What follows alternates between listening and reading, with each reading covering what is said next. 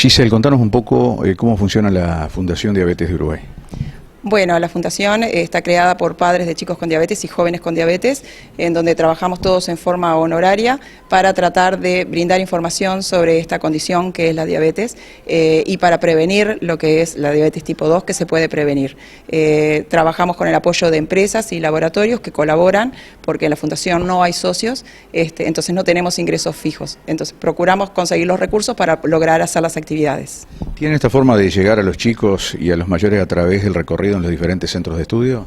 Sí, fue una inquietud justamente de los jóvenes, que había una necesidad que se sentía del desconocimiento que hay sobre la condición de tener diabetes en los centros educativos. Entonces, de ahí es que surgió este proyecto de recorrer centros educativos, preferentemente donde haya chicos con diabetes, para informar sobre esta condición, el tratamiento y las prevenciones que hay que tener. Entonces, es una forma también de difusión de la Fundación en los centros educativos y en los jóvenes.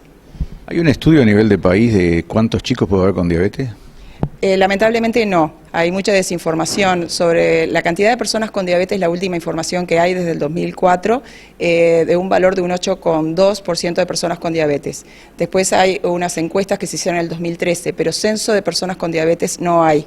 Se sabe estadísticamente que un 10% de las personas con diabetes es diabetes tipo 1, que es la que aparece en los niños y en los jóvenes. Pero ¿cuántos niños y jóvenes hay hoy en día en Uruguay con diabetes tipo 1? No se sabe. ¿Cómo se desencadena la diabetes? ¿Cómo el papá puede darse cuenta de que su chico o su chica realmente puede tener esta patología? La diabetes tipo 1 es una enfermedad autoinmune que aparece justamente en los niños y en los jóvenes porque el organismo dejó de funcionar correctamente. El páncreas no está generando insulina, entonces eso provoca un descontrol de alguna forma en el funcionamiento del organismo y hay determinados síntomas bien notorios. Los síntomas son tener mucho hambre, a pesar de comer mucho, adelgazar y bajar de peso, ir muchas veces al baño, entonces eso provoca mucha sed y toman muchísimo líquido, estar muy cansados, estar con una fatiga continua.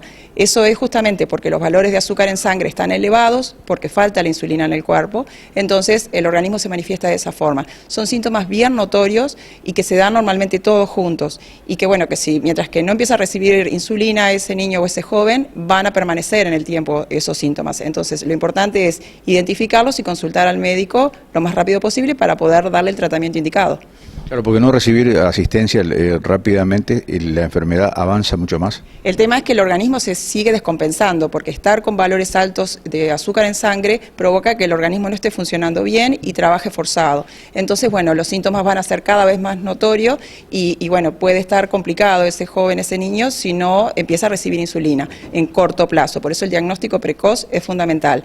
En el caso de los niños y también en el caso de los adultos, porque tenemos la diabetes tipo 2, la que aparece en los adultos, y ahí como el organismo sigue generando insulina, pero no es suficiente o es de mala calidad, los síntomas son más no son tan notorios, entonces son más silenciosos y pueden pasar muchos años la persona con valores altos de azúcar en sangre y mientras que no se haga un control no se da cuenta, pero el organismo se está dañando porque no está funcionando con los niveles óptimos de azúcar en sangre.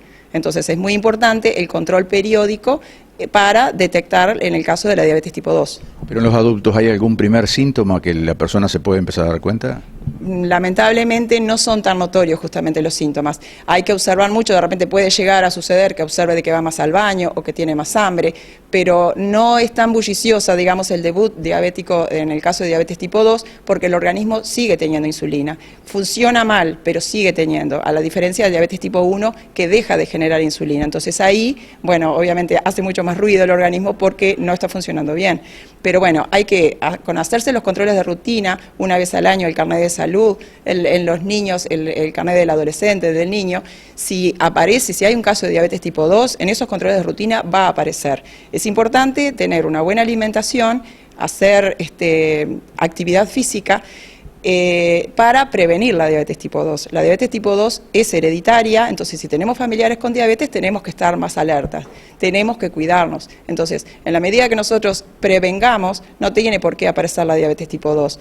Es eso, es tener buena alimentación y hacer actividad física. Cuando se habla de buena alimentación, ¿qué tipo de alimentación? La alimentación de una persona con diabetes es la que todos tendríamos que tener, de una alimentación saludable, balanceada, entonces no minimizar el consumo de azúcar, minimizar el consumo de sal, de grasas, de fritos, incorporar frutas y verduras. No tiene más misterio, es comer sano y balanceado. Entonces no es que porque tenés diabetes tenés que comer diferente, todos tendríamos que comer tan sanos como las personas con diabetes, todos tendríamos que hacer actividad física tanto como hacen las personas con diabetes como parte de su tratamiento. ¿Algún número de contacto, alguna página, por ejemplo en Facebook?